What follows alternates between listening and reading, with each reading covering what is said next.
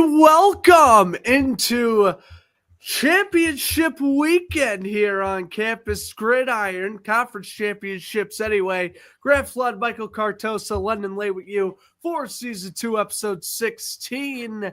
The regular season, gentlemen, is in the books. We have some conference championship matchups to predict and some games to recap from last week. But first, we have to announce your regular season winner with the predictions. And then for London's sake, we are going to, also a fair start from Mike as well. We are going to start the championship round onward. We are going to start the predictions from 0 so we could see who gets better prediction record for these important championship games, bowl games, and whatnot. So moving forward, different records. We'll try to keep more track of it. Coming for that crown. Coming for that crowd, says Mike. You're new here. Take a seat. Hey. We had a couple of really good games last week, and I could be more disappointed. If you couldn't tell from my voice, I've been feeling very under the weather about the last week, and I missed all of it. I'm going to be honest. I went to bed at 8:45 on Friday, and I missed all 8 great overtime. I finally went back and watched the highlights. It was a stupendous game. It looked like London, that Georgia Tech had the 17-0 lead. It looked like they finally were going to continue the trend of pulling off these massive upsets, and then Georgia came back. It was 27-13 with under 3 minutes left in the fourth quarter, and the final score was 44-42. That just insane. I was watching the game with my girl. I was like, "What in the is going on?" God, I got too hyped. I started talking crap on social media, and then Georgia started coming back. So I'm gonna pin that on me. But dude, that was a great way to kick off rivalry weekend. But good try, Georgia Tech. You gave him a fight. First of all, my new favorite player is Georgia Tech's quarterback. That dude is one tough person, man. I mean, he in the coach too. Georgia Tech's my second favorite team now. Sorry, North Carolina, I love you guys, but them Yellow Jackets are tough, man. The coach, you saw Kirby Smart and Georgia Tech's coach had a very kind of personal moment, a really long hug after the game. It was an amazing football game. They knew. They just delivered cinema. Yes. That was so good, man. Oh, man. As most of you probably know, London does not like Georgia at all. No, I do not. Screw UGA. Georgia, I don't really care about, nor about Georgia Tech. But I almost had a heart attack watching the overtime. That's how insane this game was. I don't care about either team that much. Mm-hmm. And the game almost gave me a freaking heart attack. Okay, well, to be fair, insane. I mean, I was freaking out over Auburn, Texas A&M last weekend. I mean, it happens. This game blew that game out of the wall just because I was like, no, I know. We almost broke the record. Illinois beat Penn State in 9 overtimes in 2021. That's the record. We almost broke the record, or almost tied the record anyway. Damn, that was such a great game to kick off rivalry weekend too. Like, I just knew some crazy stuff was going to happen on Saturday after that, and you know what it did. Saturday certainly delivered, and it delivered in a lot of good ways. Now, of course, we did post all of the games on the Campus Gridiron Instagram page. So, real quickly before we get into the games we actually posted, you want to talk about Florida. And you were nervous, and I was kind of telling you up front, I understood it was rivalry weekend, but there was no reason to be nervous because Florida State was on their third-string quarterback. DJ Lagway is out here stiff-arming mother effers into the dirt and completing passes. If you didn't see that play, go check it out. It was insane early second quarter. And it felt like Florida had it in the bag the second they took the lead. Yeah, before I go on my anti-Florida State run, I will give their defense a lot of credit because their defense did for the most part, played really good, except when your offense fumbles the ball away 8 times and loses it 5 times, you're not really going to win a football game. It was 14-0 at halftime. I was feeling a little bit shaky, and then we got our stuff together and we pulled away and planted the flag. But I want to give Florida State's defense a lot of credit, and I do like their quarterback a lot. If they can develop him correct, I know he looked rough, but if they can develop him correctly, I think he's going to be okay. And I want to see this game I want to see both programs get back to how they were in the 90s, where this game meant everything for like playoff implications. But you know what I mean? So, but another Sunshine Showdown win. Great game. 31-11, right? Yeah, 31-11. Great game. 7-5. Now we get to go play a bowl game. So get to play a bowl game against your 7-5 Boston College Eagles. For the love of Lord, make it the Fenway Bowl, please. I want to attend the damn game. It's the only way I'll be able to attend a Gators game anyway. No, the Gators are the Gators. What the Gators should do is they should play Georgia Tech. I would love to see that would game. Be cool. I want to play. Boston College would just get pit again. How boring. Honestly speaking, I want to play South Carolina because I want to see DJ Lagway versus Lenora Sellers. I think that would be an amazing quarterback duel right there. But I don't care. I'm not gonna travel if the bowl game is somewhere in Florida and I want to go, I'm gonna go. But I'm not really gonna travel out of state for a bowl game. But hopefully I get one more in me. We'll see. We'll be playing the whatever the bowl, Cheez-It Bowl in Orlando. I might be tempted to go to that one, depending on who we play. But yeah, great game. Planted the flag. That was great. Michigan kind of started out. And we're going to get to that right now with not only the flag plant and then the huge brawl that occurred afterwards. That is the topic of discussion in the sports world right now is, should planting the flag be illegal? Well, I'll put it to you this way. The school itself already pays a $100,000 fine for planting the flag. So, I mean, how do you make it more punishing? Do you ban it? What are your guys' thoughts on potentially banning flag planting? Banning it, though. How are they going to ban that? Like, what do you do to ban it? It's another question. If you're going to ban it, how do you ban it? How do you enforce it? You got to suspend the player? A lengthy amount of games? I'm not sure. Dude, listen, is it disrespectful? Yes, but hello, it's also rivalry.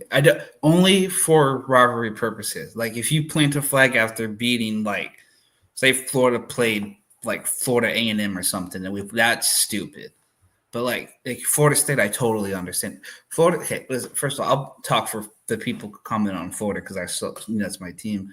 Florida State can bring out a gator head, and they tore up our field last year. But God forbid we plant a flag and tear up their field this year. But okay, that's that. I like it. I think it's amazing. I think Baker Mayfield started it originally with the planted on Ohio State, actually. Yeah. Baker was asked about it this weekend, and he was just like, it's just college kids being college kids. I agree with Baker Mayfield a lot on that one. He knew he started that. That's why it was hilarious because he was kind of smirking the whole time. But it's part of the game, man. And freaking Michigan was 6-5. And They beat their number 2 ranked rival at their place. Come on, let them celebrate. Last week, we spent a grand total of 2 minutes, 2.5 max, talking about this game. Yeah. We said, all of us, Drew included, that the Tree Nuts were going to kick some butt. And realistically speaking now, I don't agree with the Ryan Day should be fired talks. I think that's a little ridiculous because we've got to remember he is undefeated against every other team not named Michigan. Mm-hmm. But, you lose 13-10. Your defense plays great, forces multiple red zone turnovers. You still lose?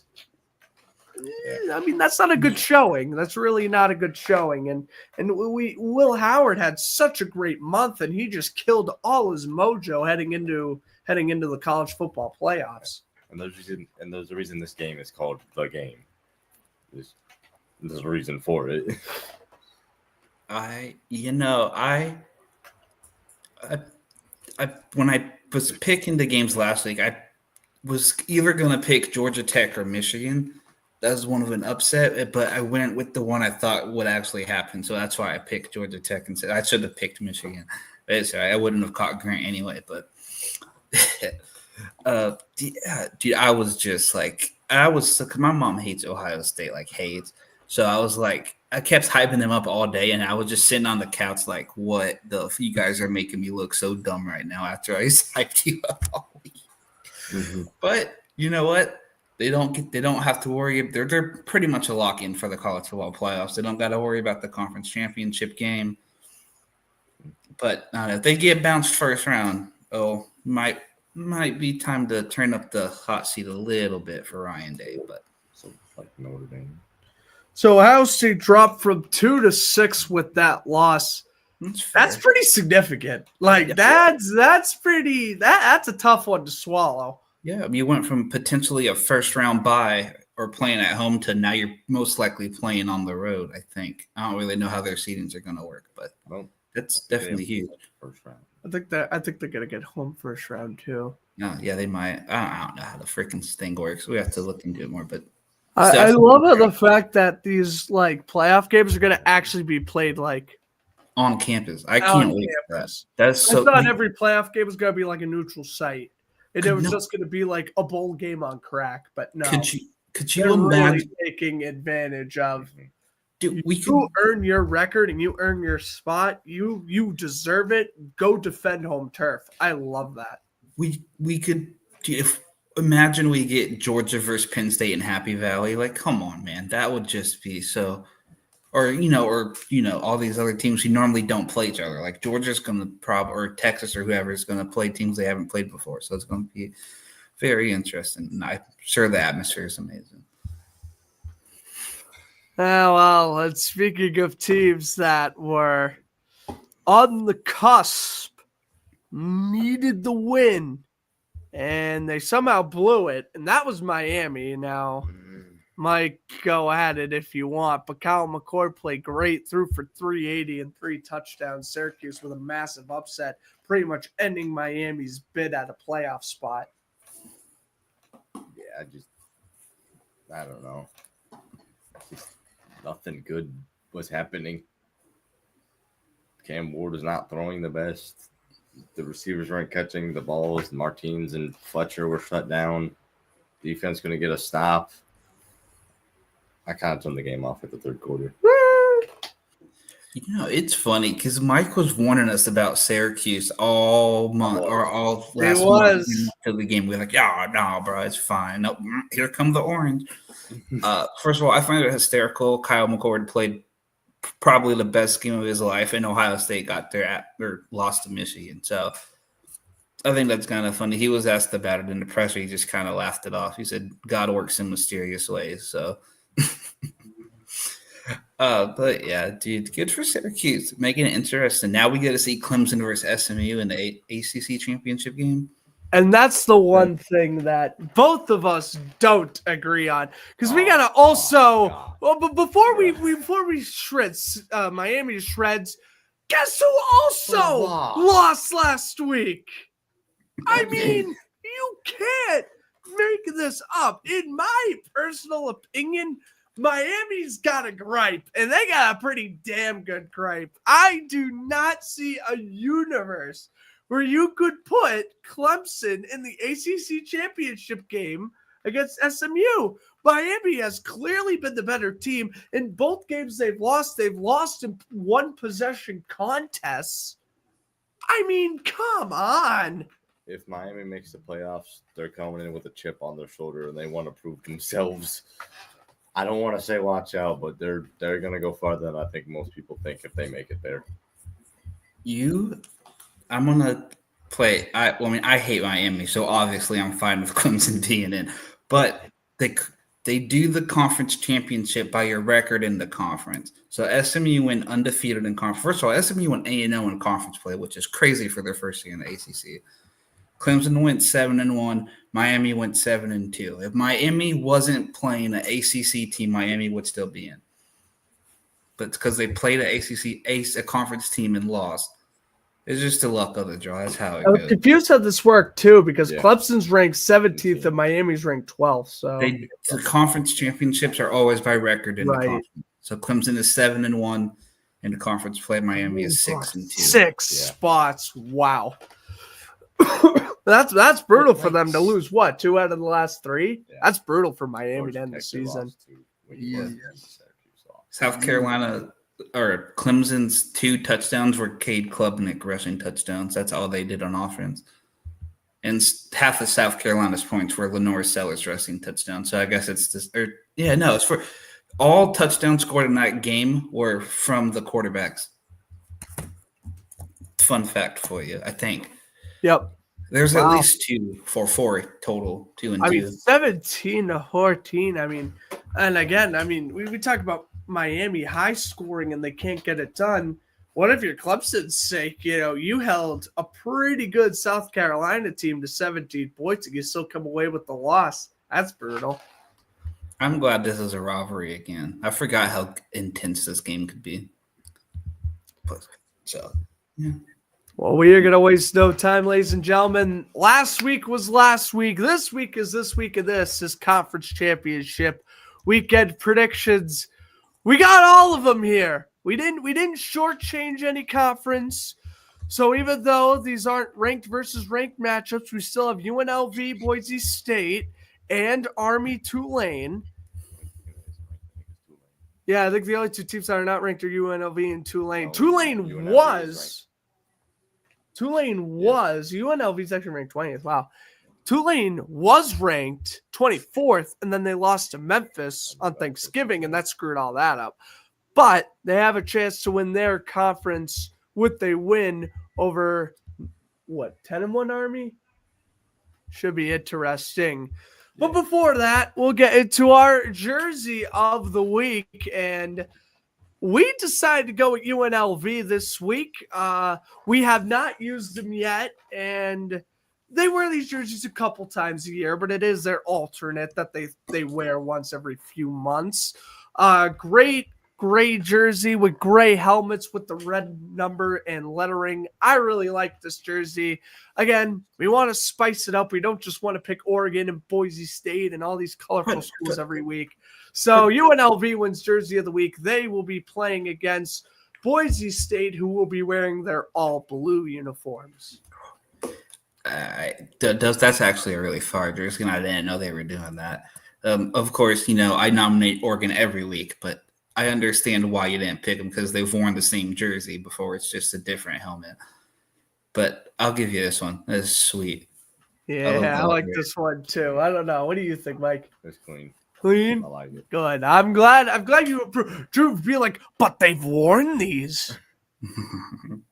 They have worn them, but we didn't pick the jersey of the week when they did wear them. So I don't follow UNLV. Also, again, we gotta talk to these social media guys. Post your damn jersey combos, bro. It's Thursday. Tulane's playing tomorrow, and they still haven't posted what jersey they're gonna wear. Or do what Florida does and leak all your jersey sets for said game. So I knew what Florida's uniform was gonna be. They dropped it right before the season started, all of them. They got a good media team. You could just pin that Instagram post and voila. We need better. Florida needs to spice it up the jerseys next year, man. I'm so sick of the traditional blue and white, man. Just mix it up. We have so many good uniform combos. We don't use orange anymore. We could get more all black jersey. That'd be cool. From what I was told, the black jerseys they wore last year, and the reason we didn't have them this year was because they auctioned off all the jerseys for a military charity thing, which I love, which is for veterans, which is great. And because all the jerseys had commitment and legacy, all the military names or words on the back. So that's why, at least that's what I was told, why that we didn't do the all black this year. And we're good again. Napier's won some games, 3-game win streak, potentially a 4-game win streak to end the year. Let's get some better uniforms, please, coach. I'm begging you. Okay, that's my rant. Moving on to 2 games on tomorrow. We are going to begin with the Mountain West Championship game. 20th ranked UNLV 10-2 going up against the 10th ranked Boise State Broncos, who currently hold a record of 11-1. This team started the year off 1-1. They have won 10 in a row. Their lone loss came to the Oregon Ducks, the only undefeated team in the nation, in a 1-possession game. Great game. Great game. I mean, you can't tell me that this Bronco team, they don't play anybody. They are still dominant. And Ashton Jetty proved again last week with another, his, 200-yard performance? He's less than 350 yards away from breaking Barry Sanders' all-time record. Depending on how far Boise State goes in the playoffs, he could shatter said rushing record. He could get pretty – it depends how much they run the ball, but I'm probably not. I don't know how good UNLV's run defense is, but we could potentially get that into the hundreds after tomorrow. So this is going to be interesting. This game is – UNLV's been crazy because they started out really hot and then their quarterback transferred for something, and we haven't really talked about them since then. But they've stayed consistent. But apparently, it looks from the that looks of quarterback change didn't affect him at all because this new one, he's also been throwing for like 4 touchdowns a game. So good for UNLV. That's cool for them. I also never noticed a little cowboy person in their logo before. That's interesting. Yeah. I guess I'll pick first. I'm picking the team with the Heisman winner on it. Go Broncos. Close. This game is going to be super close, but I think Boise State runs the ball enough effectively to win this game. We're all going for Jetty, so I don't even want to bring up the fact that Hunter had the interception and the 2 touchdowns last week. Whatever happens, and whatever we talk about it, we talk about it. But Snap Saints. We have all said it before. We'll say it again. We all believe that Ashton Jetty should be winning the Heisman Trophy this year. Yeah. Snap Saints. You play 2 positions. It's just like Shohei Ohtani in the MLB. You're pitching, you're hitting, you're guaranteed MVP every year. That's lame. Give it to the guy who wants to break records. Yeah, let them break the streak of the quarterbacks too. We've had however many quarterbacks in a row. So yeah. I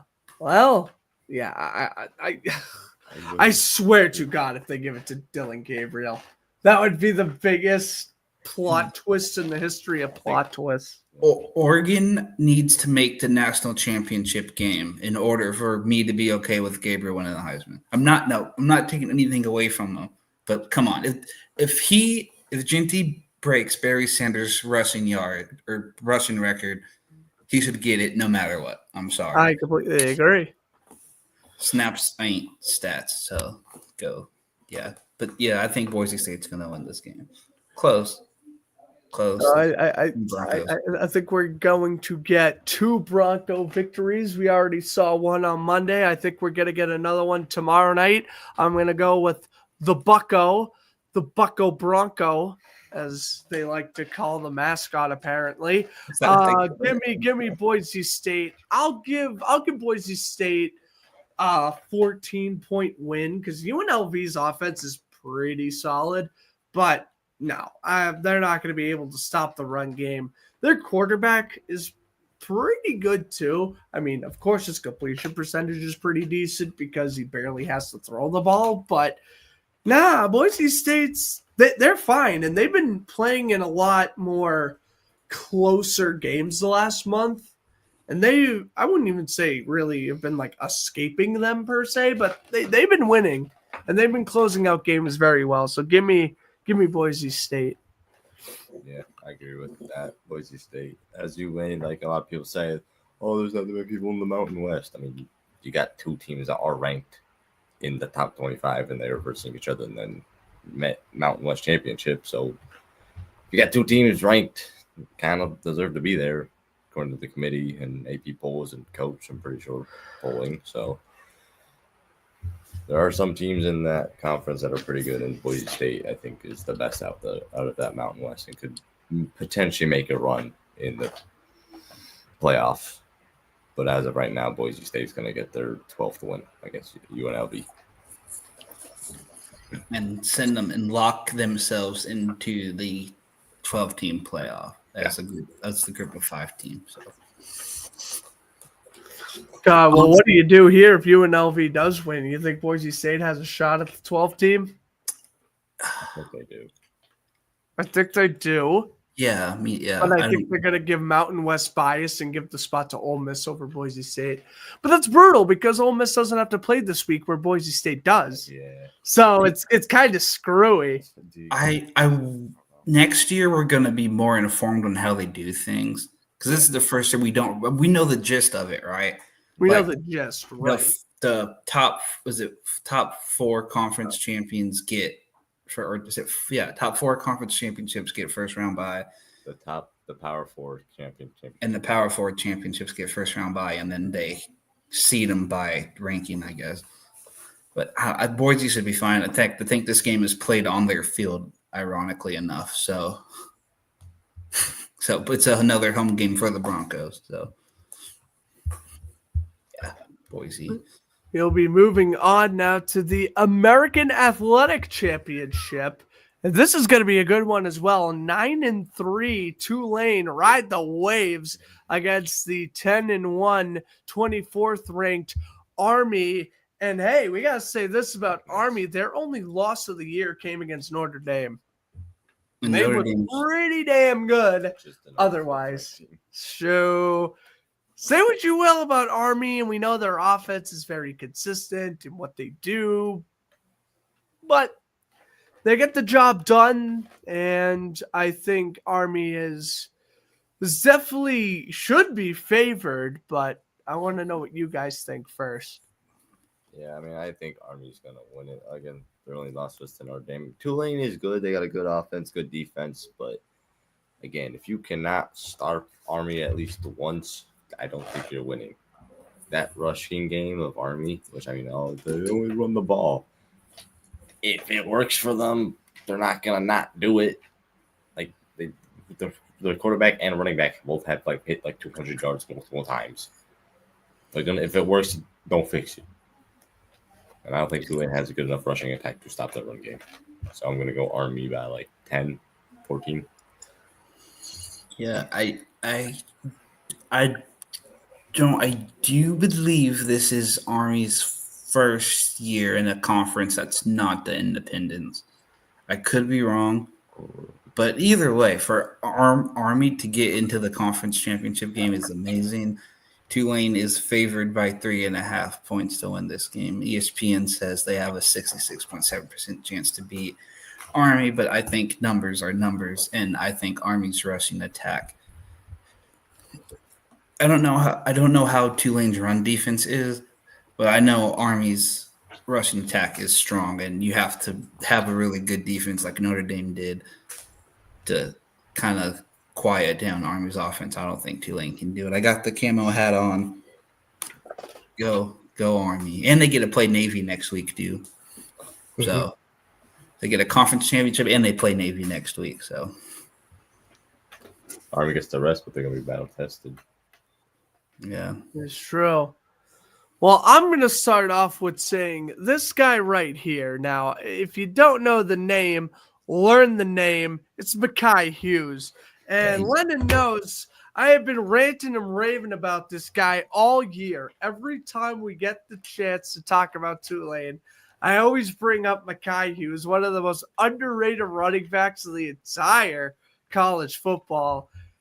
And he's going to play very well. And you know who else is going to play very well? Bryson Daly. I love talking about Bryson Daly too, because he is such a good, obviously he needs to be a rushing quarterback to fit in Army's offense, but he is so efficient at what he does. He will complete 4 out of 6 passes for 50 yards and a touchdown pass, along with 120 rushing yards and 2 touchdowns on the ground. This is going to be a rushing mastermind, if you will. If you love running the rock, tune into this game Friday night because, oh my God. And personally, I think this game is just as interesting as Boise State UNLV. Oh, yeah. I'm so mad. I think it's just as equal. Washington Daily is basically the white Lamar. Basically. Yeah. I'm so mad that both of these games are on at the same time. They're both on at 8 different channels. So. Split screen. Yeah, split screen. This is going to be a good game. So, you're hyping up Tulane. Are you riding the green wave? I want to ride the green wave, but Army's defense is just way too good. So I'm going to play it safe and go with Army. If Tulane wins, I told you so. But yeah, doesn't count towards your record. I'll pick Army for the prediction, but okay. Mekhi Hughes is going to go off for at least 130. There's two reasons I'm picking Army. One of them is Army's better. Second reason, my high school's rival team was also the Green Wave. So, I don't like the Green New Milford. If anyone knows where New Milford is, their team name is the Green Wave. That was my high school's rival team. So, fuck the Green Wave. That's awesome. That's probably why I'm going to pick the Pitt Panthers because my mascot was a Panther. Yeah, the shirt on, boys. Oh, you get the shirt on. Yeah, you got the shirt on. They're in the Final Four against Lake Mary tomorrow night, too. So I'm not going because I don't want to drive to Lake Mary. But if they win, they go back to state for the first time since 2017. So, you know, my name is Mike the Tiger. My name is Mike. All right. Are we moving on to the games where, not that no one's not interested in these two, but we're getting into the real stuff. It's Saturday afternoon, and we have the rest of the way ranked versus ranked beginning at 12 o'clock. Dude, I don't know about you. I might actually just watch college football all day Saturday because there's so many good games. So many good games beginning at 12 o'clock with 16th ranked Iowa State against 15th ranked Arizona State. Both teams are 10-2. We have been hyping up Arizona State for weeks. We predicted them to beat BYU, which they did, and they get in the top 15, which is something me and Drew were talking about just a few weeks ago. Mm-hmm. Yeah, I have picked against Arizona State 2 weeks in a row, and I have been stabbed by the pitchforks. So you would think, well, first of all, the team who wins is going to be red and yellow. That's a given. But right, exactly. But so I picked against Arizona State against was it Kansas State first? Yeah. And then I picked them against BYU. You would think I would learn my lesson. I've loved the way Iowa State has played this season. I've watched a lot of their games. They're interesting. This game is going to be very interesting because both of these teams are really good. But I would not have predicted either of them to be in the Big 12 Conference Championship. So that's amazing for both of those football programs. Arizona State, please don't pitch me again. I've been hit twice. Yeah, I got one more strike left, but I'm going to swing for the fences. Give me the Cyclones in a close game. I think they're crazy. I'm going Arizona State. I mean, Iowa State has played good, but to me, Arizona State is just the hotter team. Iowa State was great. They were undefeated, and then they lost, and they had never gotten back to what they looked like when they were undefeated. Well, Arizona State kind of just looked like they kept getting better and better and better, and they got here, and I think they're just going to continue to get better, where Iowa State has kind of just stayed the same since the loss. You know what's hysterical? I love Iowa State, and I love Iowa State because they have two of my favorite players in the league, those boys being Brock Purdy and Breece Hall. If you guys know me well, you know I love Brock Purdy and I love Breece Hall. And Iowa State was so fun to watch. And then I forgot what game it was, but they lost at home, and I just haven't cared about them since. when they lost to Kansas, well, they lost to Kansas on the road. It was when they lost to Texas Tech. That was the game. When they lost to Texas Tech at home, they were ranked heading into that week. Undefeated, they were ranked 11th. They just haven't really convinced me. And then the following week, they go on the road and they get blasted by Kansas. And I'm like, well, where do they sit? Whereas Arizona has been extremely good the last month and change. They haven't lost since when? October, I believe. They have been on fire. No, they last lost, in October against Cincinnati. And that Cincinnati team, I believe, is 9-3, if I'm not mistaken, or 9-4. Cincinnati had a sneaky good season. So Cincinnati. Hang on. Sorry. Yeah, they are really good this year. It said they were 5-2, but they were 5-2 when they played each other. That's not right. their record. Hang on.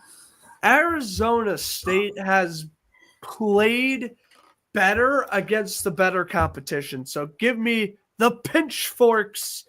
Arizona State's going to win this one. No, Cincinnati's 5-7, dog. They lost out after they beat Arizona. They beat Arizona State and lost out. They lost to Colorado, West Virginia, Iowa State. Who was I thinking of? Who was I thinking was like 9-3? Kansas State's 8-3 or 9-3. Was it Kansas State maybe?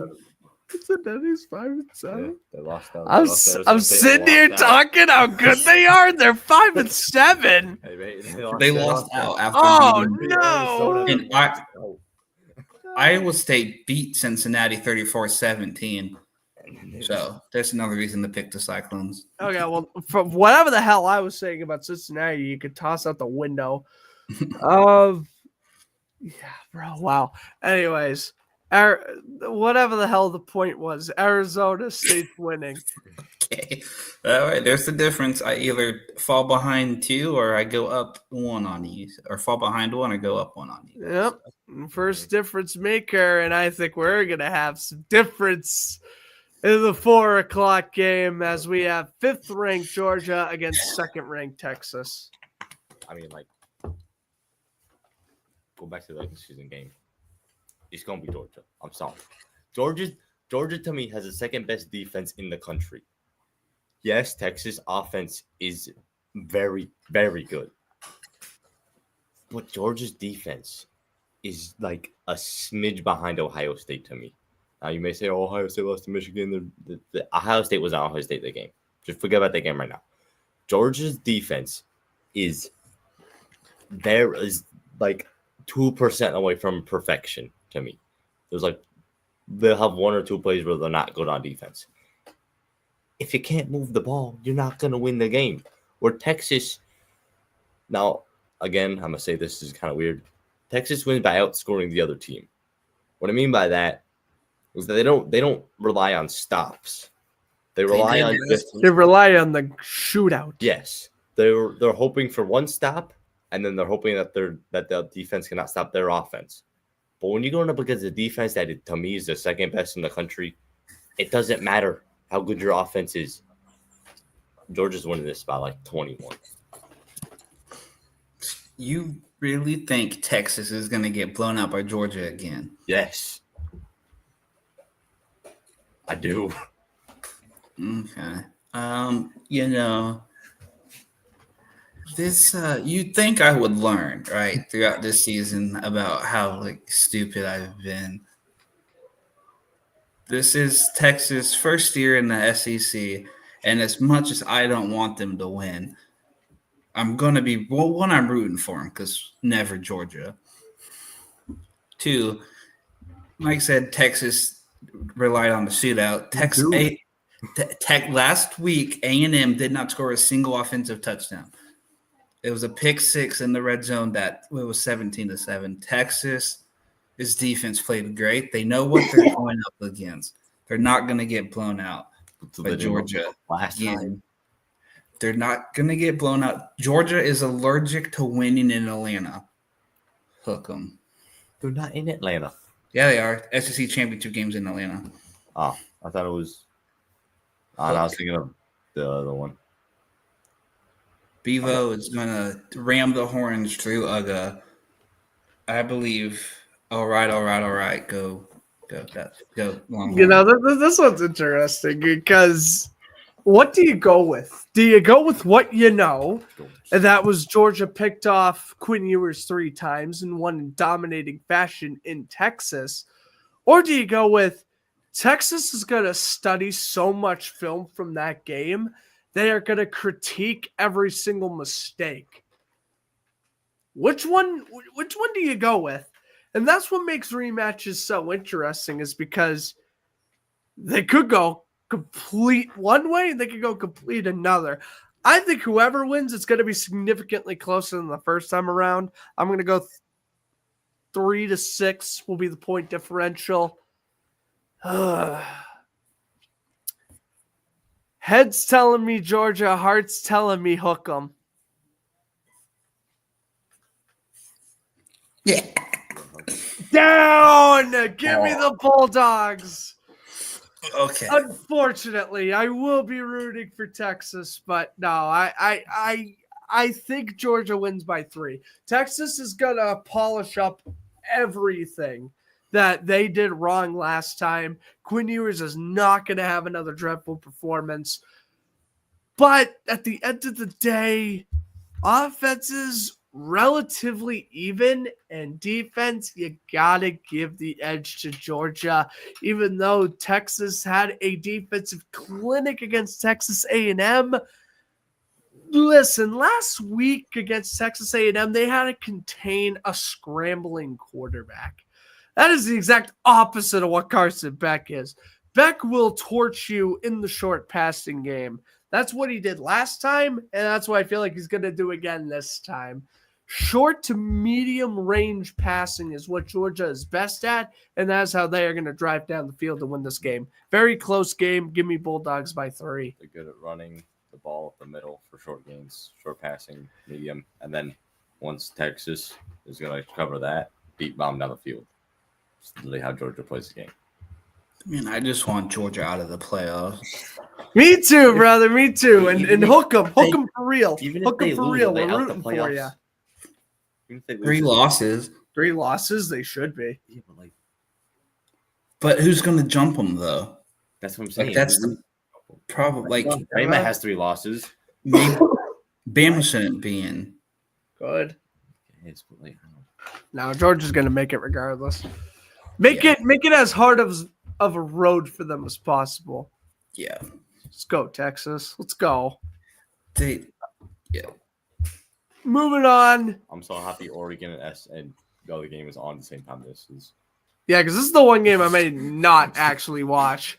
Because, as we've been saying all season, ride the Mustang. I have SMU winning by I don't even know how much. I think this is the blowout of the day. Give me Mustangs by 24. I'm dead serious.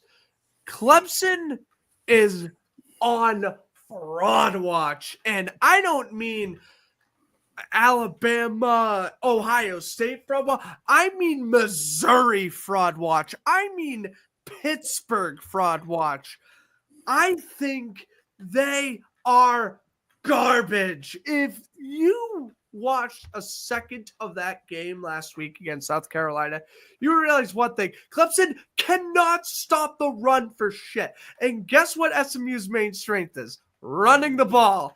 Give me SMU by 24. Make Miami in the ACC championship game, and we would have cinema. But no, you threw Clemson in. They had a better record in the division, so whatever. But you threw Clemson in, and you're going to get a significantly worse matchup. Ride the Mustang.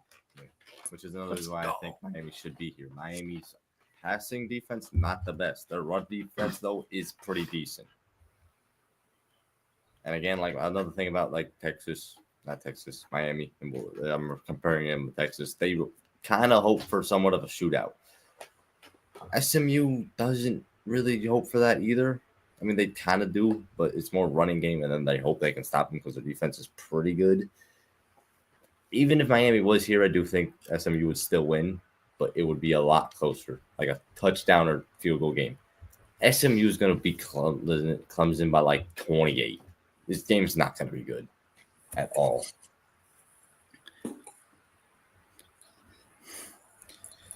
Part of me really wants Clemson to turn around and beat the crap out of them just to make you guys, prove you guys wrong. But yeah, fam. Dabo, look, bruh, I love you. You're a great coach, but fam. Pony up, ride the Mustang. I don't think this would be close either. I think SMU is going to throttle up and beat them. And I heard per SMU's football department, I can't pronounce the pony's name, but they're bringing their real life pony mascot to Charlotte with them. So that's going to be actually that's dope as hell. Yeah, I can't pronounce the pony's name. It's weird. It starts with like a P or whatever, but they're bringing their little Mustang miniature pony to Charlotte with them for the championship game. I don't know, something about me. It's back-to-back picks. I picked first-time conference champion, so hopefully, I'm guaranteed to get one probably. So hopefully I get two. But SMU is just so. And to go 8, and I know the ACC is not that good.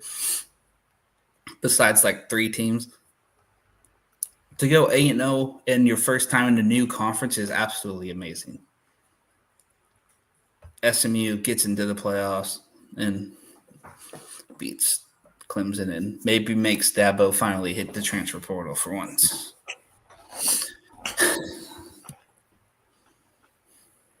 I think it is amazing how we talk about how Dabo Swinney is never targeted really anything. Clemson is building a foundation off of what they've done.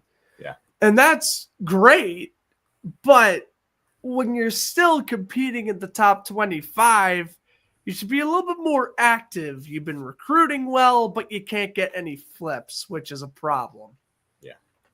Yeah.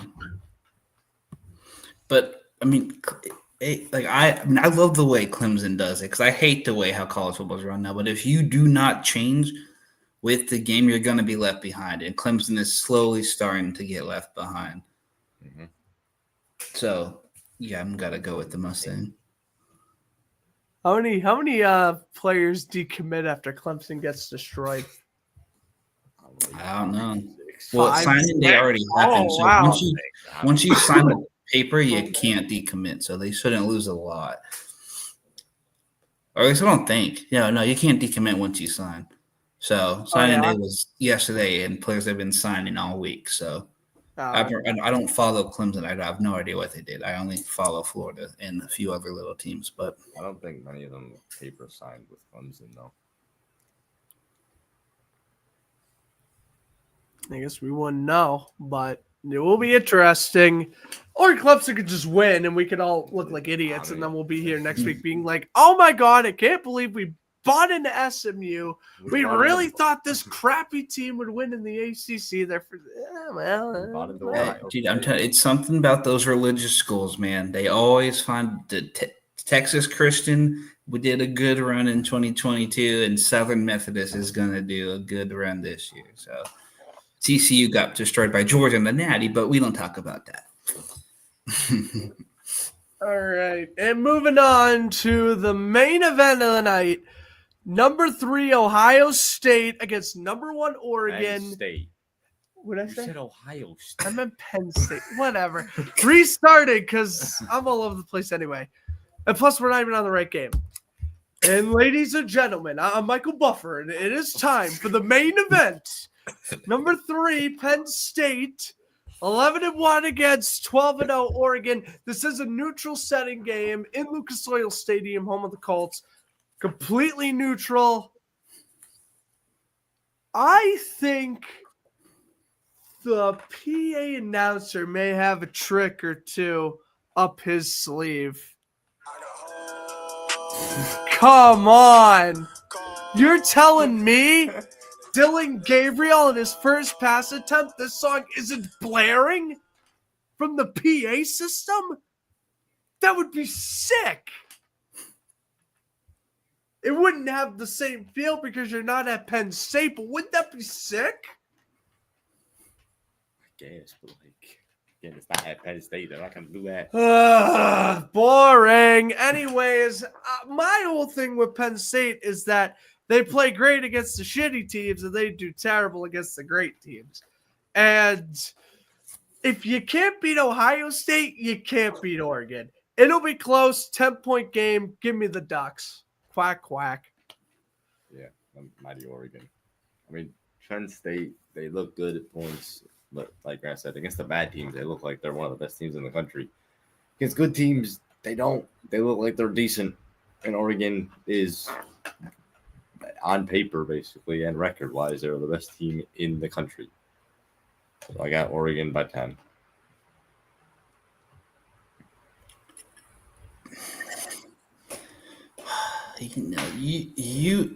I have already made 2 risky picks. I can't do it again. First of all, James Franklin, this is your shining moment, good sir. This is your moment. Penn State, for past 10 years, has always been a good team, but they can never be a great team. This 12-team playoff gives them a chance to prove themselves. Ohio State losing gives them a chance to prove themselves. This game is going to be a lot closer than people think. But I've picked against Oregon twice, and they've made me regret it every single time. And I said after I picked Illinois to beat them, I'm never picking against the Ducks again. I want to pick Penn State so bad, but I can't. Give me Oregon. I wanted to pick Penn State too. Oregon by That 3. honest with you, I wanted to as well, but can't do it. Oregon by 3. Give me Oregon by 3. Walk-off field goal for the win. This will be a lot better than Michigan, Iowa last year. I promise you that.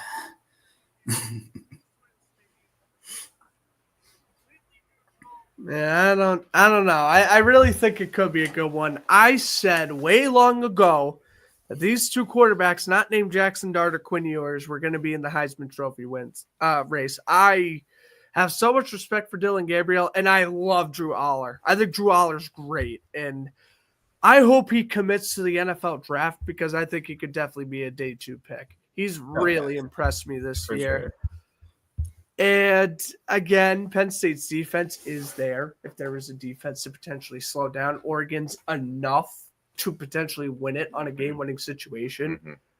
Penn State's defense is the one to do that. But again, it's just too risky to really go against Oregon right now. They are the only undefeated team in the country, and deservedly so. Yeah.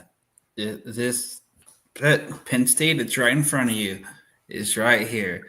If you can beat Oregon, losing to Ohio State does not mean anything anymore if you can win this game. But I don't think they can do it. I think they can do it. I personally cannot pick against Oregon anymore. So for that reason alone. In fact, you even picked against Oregon twice. You're stupid. Illinois looked good, and I didn't really know what Oregon had until after that game. So, but anyway, that was the start of my downfall. That's when I fell behind. Oregon in every game. I'm proud of that. 12 Anyway, ladies and gentlemen, that will wrap up this one. Conference Championship weekend is already here. Hey, I just want to point out the fact, me and Lennon, we were pointing out how tough it was going to be making an episode every week. Well, guess what? We did it, Lennon. We have done it, and we will continue to hopefully film a weekly podcast throughout the playoffs. But, man, aren't you proud? This is what we wanted. We wanted to film every week. Yeah, from week 0 straight to the conference championship, we haven't had any hiccups. Yep, and we got, knock on wood, and we got the playoffs and the bowl games to go, and Army Navy. So let's do it. Let's go. And Mike's been a great addition too. We needed a Miami fan, I guess. Mike's been great.